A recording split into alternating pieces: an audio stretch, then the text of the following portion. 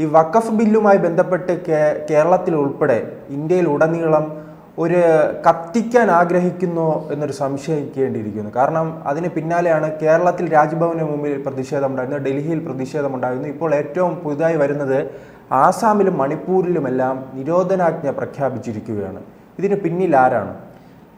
ശരിക്കും മണിപ്പൂരിലും ആസാമിലും ചില പ്രത്യേക പ്രദേശങ്ങളിലാണ് ഇത് പ്രഖ്യാപിച്ചിരിക്കുന്നത്. മുസ്ലിങ്ങൾ കൂട്ടത്തോടെ തിങ്ങിപ്പാർക്കുന്ന പ്രദേശങ്ങളിലാണ്. അത് പിന്നെ മണിപ്പൂരിലെ ലില്ലോങ് എന്ന് പറയുന്ന സ്ഥലത്തും അതുപോലെ ആസാമിലെ ശ്രീഭൂമി, പാദർഖണ്ഡി ഈ രണ്ട് സ്ഥലങ്ങളിലും. ഇവിടെ ഈ മൂന്നിടത്താണ് ഇപ്പോൾ കർഫ്യൂ നിരോധനാജ്ഞ ഒക്കെ അനിശ്ചിതകാലത്തേക്ക് പ്രഖ്യാപിച്ചിരിക്കുന്നത്. ഇൻ്റർനെറ്റ് നിരോധനം നിലവിൽ വന്നിട്ടുണ്ടോ എന്ന് അറിയില്ല. അതിനെ സംബന്ധിച്ച് പോലീസ് വിവരങ്ങളൊന്നും പുറത്തുവിടുന്നില്ല. എന്തായാലും ഈ വഖഫ് നിയമ ഭേദഗതിക്കെതിരെ കന്യാകുമാരി മുതൽ കാശ്മീർ വരെ വലിയ തോതിൽ പ്രതിഷേധം ഉയർത്താൻ മുസ്ലിം സംഘടനകളും പ്രതിപക്ഷ രാഷ്ട്രീയ പാർട്ടികളും ശ്രമിക്കുന്നുണ്ടെങ്കിലും അത് വേണ്ടത്ര വിജയിക്കുന്നില്ല എന്ന് വേണം പറയാൻ. കാരണം നമുക്കറിയാം, ഈ ഡൽഹിയിൽ പൗരത്വ നിയമ ഭേദഗതിയോടനുബന്ധിച്ച് ഡൽഹിയിൽ വലിയ കലാപം നടന്നിരുന്നു. അന്ന് ആ കലാപം 3-4 ദിവസം നീണ്ടു നിന്നു. അവസാനം അർദ്ധസൈനിക വിഭാഗം ഇറങ്ങി ഡൽഹി പോലീസ് വളരെ ശക്തമായ നടപടികൾ സ്വീകരിച്ച് ആ കലാപത്തെ അടിച്ചൊതുക്കുകയായിരുന്നു. എങ്കിലും 54 പേർക്ക് ജീവൻ നഷ്ടമായി.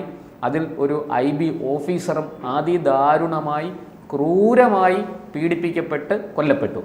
ഡൽഹിയിലടക്കം വലിയ മുൻകരുതലുകൾ സ്വീകരിച്ചിരുന്നു. അതിൻ്റെ ഭാഗമായി കേന്ദ്രസേന, അർദ്ധസൈനിക വിഭാഗം ഒക്കെ ഡൽഹിയിൽ ഫ്ലാഗ് മാർച്ച് നടത്തി, റൂട്ട് മാർച്ച് നടത്തി. ഡൽഹിയിൽ അനിഷ്ട സംഭവങ്ങളൊന്നും ഉണ്ടായില്ല.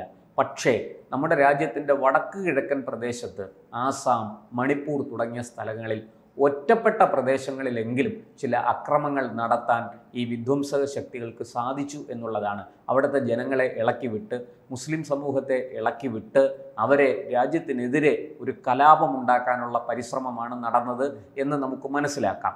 ഈ പ്രത്യേകിച്ച് പൗരത്വ ഭേദഗതി നിയമം വന്നപ്പോൾ ഈ ആസാമിൽ ഉൾപ്പെടെ വലിയ രീതിയിൽ സംഘർഷങ്ങൾ ഉണ്ടാക്കാൻ ഈ ജിഹാദി വിഭാഗങ്ങൾ ശ്രമിച്ചിരുന്നു. അപ്പോൾ അതിന് സമാനമായ രീതിയിൽ തന്നെയാണ് മറ്റൊരു ഇത് കിട്ടി അല്ലേ, ഒരു അവസരം കിട്ടിയിരിക്കുന്നു അവർക്ക്. അതായത് വഖഫ് ബില്ലിനെ കുറിച്ച് വളരെ തെറ്റിദ്ധാരണാജനകമായ കാര്യങ്ങളൊക്കെ പറഞ്ഞുകൊണ്ട് വളരെ ശക്തമായ ഒരു സംഘർഷം സൃഷ്ടിക്കാനാണ് അവരുടെ ശ്രമം. അതിന് പ്രതിപക്ഷ പാർട്ടികൾ കൂട്ടുനിൽക്കുകയാണ്. അത് വളരെ ദുഃഖകരമായൊരു കാര്യമാണ്, നിർഭാഗ്യകരമാണ്. പക്ഷേ എങ്കിലും ഇപ്പോൾ മണിപ്പൂരിൽ ഞാൻ പറഞ്ഞു, ലില്ലോങ് എന്ന് പറയുന്ന സ്ഥലത്താണ് ഇപ്പോൾ നിരോധനാജ്ഞ വന്നിരിക്കുന്നത്. അവിടെ ലില്ലോങ്ങിൽ ഒരു ദേശീയപാത 102 ഉണ്ട്. ആ 102-ൽ ഒരു റാലി നടന്നു. ഇതിനെതിരെ ഒരു പ്രതിഷേധ റാലി നടന്നു.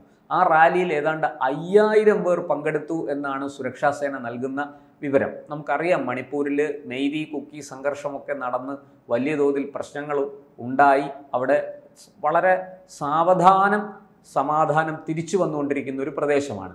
അവിടെയാണ് ഇപ്പോൾ അതിൽ ഈ ലില്ലോങ് എന്ന് പറയുന്നത് ഒരു മുസ്ലിം ഭൂരിപക്ഷ പ്രദേശമാണ്. അവിടെയാണ് ഈ സംഭവം ഉണ്ടായിരിക്കുന്നത്. എന്ന് മാത്രമല്ല, അവിടെ BJPയുടെ ന്യൂനപക്ഷ മോർച്ചയുണ്ട്. അതിൻ്റെ സംസ്ഥാന അധ്യക്ഷൻ മുഹമ്മദ് അക്സർ അലി, അദ്ദേഹത്തിൻ്റെ വീട് ഇവർ തീവച്ച് നശിപ്പിച്ച് കളഞ്ഞു. ഇപ്പോൾ ശരിക്കു പറഞ്ഞാൽ അത് ഞായറാഴ്ച വൈകിട്ടാണ് അത് നടന്നത്. ഒരു ജനക്കൂട്ടം വന്ന് ആക്രമിച്ച് വീടിന് തീയിടുകയായിരുന്നു. എന്തായാലും അദ്ദേഹം പരിക്കേൽക്കാതെയൊക്കെ രക്ഷപ്പെട്ടു, അദ്ദേഹത്തിന് കുഴപ്പമൊന്നുമില്ല. പക്ഷേ ഈ പറഞ്ഞതുപോലെ 5000 പേരടങ്ങുന്ന ഒരു റാലി, അത്രയും പേർക്കല്ല അനുമതി കൊടുത്തത്, പക്ഷേ പങ്കെടുത്തത് 5000-ഓളം പേരാണ് പങ്കെടുത്തത്. അത് ഈ പറഞ്ഞതുപോലെ വലിയ രീതിയിൽ തെറ്റിദ്ധാരണ ജനിപ്പിക്കുന്ന ചില കാര്യങ്ങളൊക്കെ ഇവർ പറയുന്നുണ്ട്. അതായത് ഡൽഹിയിലെ ജുമാ മസ്ജിദ് വഖഫിന് നഷ്ടപ്പെട്ടു, അത് വഖഫ് ഭൂമി അല്ലാതായിരിക്കുന്നു, ഗവൺമെൻറ് അത് പിടിച്ചെടുത്തിരിക്കുന്നു. എത്രയോ കാലങ്ങളായിട്ട് ജുമാ മസ്ജിദ് സംരക്ഷിത സ്മാരകമാണ്, പുരാവസ്തു വകുപ്പിൻ്റെ കയ്യിലാണ്. ഇപ്പോൾ താജ്മഹൽ രാജ്യത്തിൻ്റെ പൊതുസ്വത്താണ്. അത് ഏതെങ്കിലും ഒരു വിഭാഗത്തിന് മാത്രമായിട്ട് കൊടുത്തിട്ടില്ല. അതൊരു സംരക്ഷിത സ്മാരകമാണ്. അങ്ങനത്തെ എന്തെല്ലാം നമ്മുടെ രാജ്യത്തുണ്ട്. എത്രയോ അമ്പലങ്ങളുണ്ട്, അങ്ങനത്തെ എത്രയോ ആരാധനാലയങ്ങളുണ്ട്.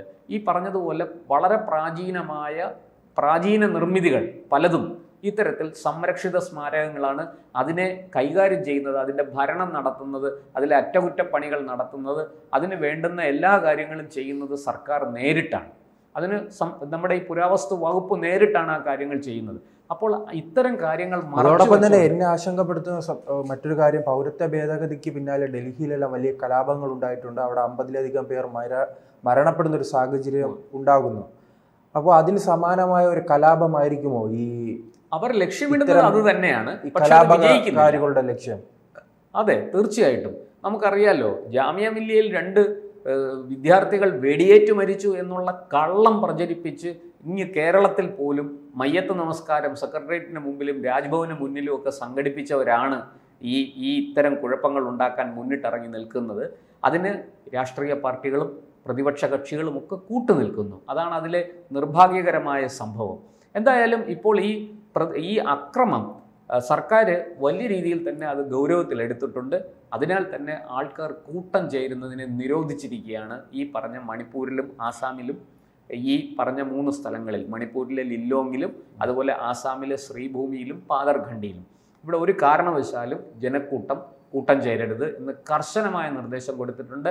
ഉണ്ടെങ്കിൽ പ്രത്യേകിച്ച് അനധികൃത കുടിയേറ്റക്കാർ വലിയ രീതിയിൽ തിങ്ങിപ്പാർക്കുന്ന ഒരു സ്ഥലമാണ് ആസാം. ബംഗ്ലാദേശികൾക്ക് വലിയ സ്വാധീനമുള്ള ഒരു സ്ഥലത്ത് ഇത്തരം സംഘർഷങ്ങൾ വലിയ രീതിയിൽ ആളിക്കത്താനുള്ള സാധ്യത വളരെ കൂടുതലാണ്. ആസാമിൽ നമുക്കറിയാം, പണ്ട് അവിടെ ബാങ്ക് വിളി കേട്ടാൽ ആൾക്കാർ റോഡിൽ ഒരു തുണി വിരിച്ച് അവിടെ ഇരുന്നങ്ങ് നിസ്കരിക്കും, റോഡ് മുഴുവനും ബ്ലോക്കാക്കും. ഇങ്ങനെയൊക്കെയുള്ള കാര്യങ്ങൾ മുമ്പ് ആസാമിലുണ്ടായിരുന്നു. അത് മുഴുവനും ഈ ബംഗ്ലാദേശിൽ നിന്ന് നുഴഞ്ഞു കയറി വരുന്ന ആൾക്കാരുടെ ചെയ്തികളാണ്, അവരുടെ പ്രവൃത്തികളാണ്. ഇപ്പോൾ എന്തായാലും അതൊക്കെ പോലീസ് ഇടപെട്ട് അതിനൊക്കെ മാറ്റം വരുത്തി അവിടെ ജനജീവിതം സാധാരണ നിലയിൽ പോവുകയാണ്. അവിടെയാണ് ചില പ്രദേശങ്ങളിൽ ഈ സംഘർഷം ഉണ്ടാക്കാനുള്ള ശ്രമം നടന്നിരിക്കുന്നത്. ജില്ലാ ഭരണകൂടം വളരെ കർശനമായ നടപടികളുമായിട്ട് മുന്നോട്ട് വന്നിരിക്കുന്നു. എൻ്റെ അറിവ് ശരിയാണെങ്കിൽ ഇൻ്റർനെറ്റിലൂടെ ആൾക്കാരെ ഈ സംഘടിപ്പിക്കാൻ ഈ പറഞ്ഞതുപോലെ പ്രതിഷേധത്തിൽ പങ്കെടുക്കാൻ വിളിക്കുന്ന ഒരു രീതി അവർക്കുണ്ട്. അത് ഇൻ്റർനെറ്റ് ഒരു പക്ഷേ നിരോധിക്കാൻ സാധ്യതയുണ്ട്. അതിലേക്കും കൂടി ചിലപ്പോൾ സർക്കാർ പോയേക്കും. സമൂഹ മാധ്യമങ്ങളിലൂടെ തെറ്റായ പ്രചരണം നടത്തി വീണ്ടും അതൊന്ന് കൊഴുപ്പിക്കാനുള്ള ശ്രമമാണ് നടക്കുന്നത്. പക്ഷേ പഴയതുപോലെ പൗരത്വ നിയമ ഭേദഗതി കാലത്ത് അന്ന് ആ പ്രക്ഷോഭവുമായി ബന്ധപ്പെട്ട് നടന്നതുപോലെയുള്ള വിഷയങ്ങൾ ഇപ്പോൾ നടക്കില്ല. കാരണം സർക്കാർ വളരെ കൃത്യമായ മുന്നൊരുക്കങ്ങൾ നടത്തിയിട്ടുണ്ട്. അന്നത് അപ്രതീക്ഷിതമായിരുന്നു. കാരണം സർക്കാർ കരുതിയില്ല അത് ഈ ഇന്ത്യൻ മുസ്ലിങ്ങൾക്കെതിരെ അല്ലെങ്കിൽ ഇന്ത്യയിലെ പൗരന്മാർക്കെതിരെ അത് കൊണ്ടുവരുന്നൊരു നിയമമാണ് എന്ന് വ്യാജമായി പ്രചരിപ്പിച്ച് അതിനെ മുതലെടുക്കുമെന്ന് സർക്കാർ കരുതിയില്ല. അവിടെയാണ് എത്രയോ വർഷങ്ങളായിട്ട് പെൻഡിങ്ങിലിരുന്ന നിയമമാണത്, ആ ഭേദഗതിയാണത്. അത് കൊണ്ടുവന്നപ്പോൾ എല്ലാവരും അതിനെ സ്വീകരിക്കുമെന്നാണ് സർക്കാർ കരുതിയത്. പക്ഷേ അതിനെ ഈ തരത്തിൽ അതിനെ വളച്ചൊടിച്ച് വ്യാജ പ്രചാരണങ്ങൾ നടത്തി അതിനെ സംഘർഷത്തിലേക്ക് വളരെ പെട്ടെന്നാണ് കൊണ്ടെത്തിച്ചത്. അതിന് ഈ വിദ്യാർത്ഥി വിഭാഗത്തെയാണ് നന്നായിട്ട് ഉപയോഗിച്ചത്. പ്രത്യേകിച്ചും അക്കാര്യത്തിൽ പോപ്പുലർ ഫ്രണ്ടിനും അവരുടെ വിദ്യാർത്ഥി വിഭാഗമായ ക്യാമ്പസ് ഫ്രണ്ടിനും വലിയ പങ്കുണ്ടായിരുന്നു. അതുകൊണ്ട് കൂടിയാണ് ഈ പോപ്പുലർ ഫ്രണ്ടിൻ്റെ നിരോധനത്തിലേക്ക് സർക്കാർ നിർബന്ധിതരായത്. ഇല്ലെങ്കിൽ സർക്കാർ അത്തരത്തിലുള്ള നടപടികളിലേക്ക് പെട്ടെന്ന് പോകില്ലായിരുന്നു. പക്ഷേ ഇത് കൃത്യമായിട്ടും സർക്കാരിന് മനസ്സിലാകുകയും അതുകൊണ്ട് തന്നെ രഹസ്യാന്വേഷണ വിഭാഗങ്ങൾ വളരെ ജാഗ്രതയോടെ വളരെ കൃത്യമായി നിരീക്ഷിച്ച് റിപ്പോർട്ടുകൾ കൊടുക്കുകയും അതിൻ്റെ പുറത്ത് നടപടികൾ എടുക്കുകയും ചെയ്തു. എന്തായാലും വഖഫ് ഭേദഗതി ബില്ലിൽ അതിൻ്റെ പേരിൽ ഈ മുമ്പ് നടന്നതുപോലെ ഉള്ള അക്രമ സംഭവങ്ങൾ ഇനി നടക്കാൻ സാധ്യതയില്ല. ചെറിയ തോതിൽ അവിടെ ഇവിടെയൊക്കെ ചില പൊട്ടലും ചീറ്റലും ഒക്കെ നടക്കും. പക്ഷേ അതിനെ അടിച്ചൊതുക്കാനുള്ള കരുത്ത് സർക്കാരിനുണ്ട്, നമ്മുടെ അർദ്ധസൈനിക വിഭാഗത്തിനുണ്ട്, പോലീസിനുണ്ട്. അവർ അത് ചെയ്തിരിക്കുമെന്ന് തീർച്ചയാണ്.